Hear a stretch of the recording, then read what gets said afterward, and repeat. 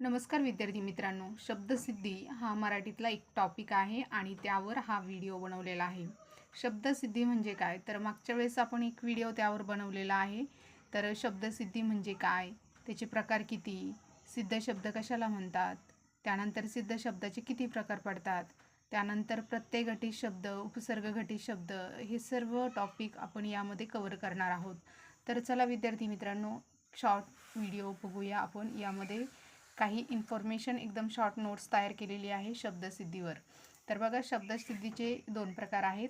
पहिला आहे सिद्ध शब्द आणि दुसरा आहे साधित शब्द. असे दोन प्रकार शब्दसिद्धीमध्ये पडत असतात. सिद्ध शब्द कशाला म्हणायचं, तर शब्द जसा आहे तसाच त्याच भाषेत म्हणजे मूळ शब्द उपयोग केला म्हणजे त्या शब्दाला सिद्ध शब्द असे म्हणतात. सिद्ध शब्दाचे चार प्रकार पडतात: तत्सम, तद्भव, देशी आणि परभाषीय. तर असे चार प्रकार पडतात, हे पण लक्षात ठेवायचं आहे. सिद्ध शब्दाचे चार प्रकार: पहिला आहे तत्सम, दुसरा आहे तद्भव, तिसरा आहे देशी आणि चौथा आहे परभाषीय शब्द.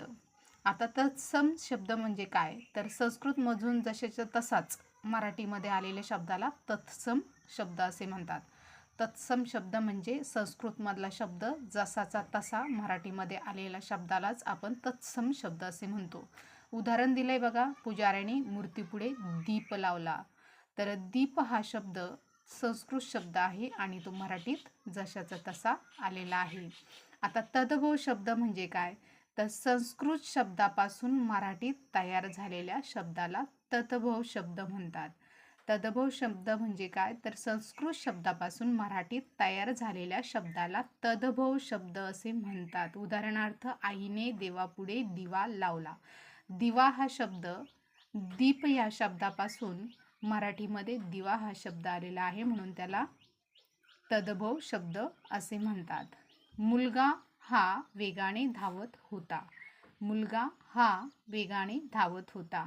मुलगा हा शब्द देशी शब्द आहे.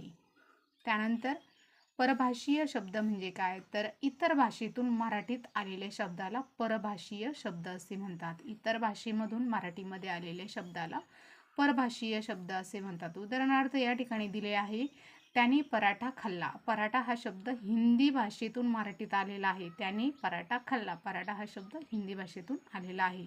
आईने डब्यातून ढोकळा काढला. ढोकळा हा गुजराती शब्द आहे आणि तो मराठीत आलेला आहे. तर बघा, आईने डब्यातून ढोकळा काढला. ढोकळा हा कोणता शब्द आहे, तर गुजराती शब्द आहे, म्हणून हा परभाषीय शब्द आहे. सिद्ध शब्द म्हणजे मूळ शब्द, हे लक्षात आलं. आता साधित शब्द म्हणजे काय, तर ते समजून घेऊया. सिद्ध शब्दाचे प्रकार बघितले, सिद्ध शब्द म्हणजे काय आपण ते पण बघितलं. आता साधित शब्द म्हणजे काय, तर उपसर्ग किंवा प्रत्यय जोडल्यास त्याला साधित शब्द असे म्हणतात. शब्दाला उपसर्ग किंवा प्रत्यय जोडल्यास त्याला साधित शब्द असे म्हणतात. आता मूळ शब्द काय, इथे खा, पी, जा, धाव, कर, बस, कुत्रा, पाणी इत्यादी. आता साधित शब्दाचे सुद्धा चार प्रकार पडतात. एक आहे उपसर्ग घटित शब्द.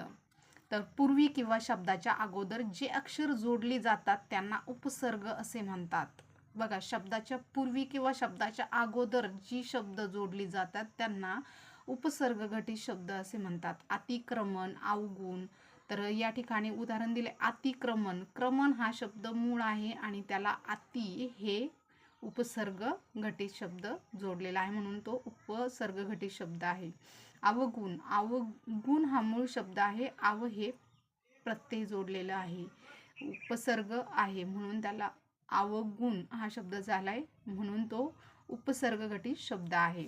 आता प्रत्यय घटित शब्द म्हणजे काय, तर शब्दाच्या शेवटी जी एक किंवा अधिक अक्षरे जोडली जातात त्यांना प्रत्यय असे म्हणतात. आणि या ठिकाणी एक्झाम्पल दिलंय, नवलाई, जडत्व. आता नवलाई शब्द जर बघितला तर नवल हा मूळ शब्द आहे आणि आई हा शब्द त्याला प्रत्यय जोडलेला आहे, म्हणून तो नवलाई हा शब्द झालाय, म्हणजे तो प्रत्यय घटित शब्द तयार झालाय. जड हा मूळ शब्द आहे आणि त्व हे त्याला प्रत्यय लागलेला आहे, जडत्व. अभ्यस्त शब्द म्हणजे काय, तर हे पण लक्षात ठेवायचं, याच्यामध्ये खूप कन्फ्युजन होतं. तर अभ्यस्त शब्द म्हणजे काय, तर अर्थ दुप्पट करणे असा होतो. अभ्यस्त शब्दाचा अर्थ काय होतो, तर दुप्पट करणे असा होतो. एकच शब्द किंवा काही अक्षराची पुनरावृत्ती होते. उदाहरणार्थ शेजारी शेजारी, बघा तो शब्द काय झालेला आहे, रिपीट झालेला आहे, म्हणजे पुनरावृत्ती झालेली आहे. अभ्यस्त शब्दाचे परत 3 प्रकार पडतात.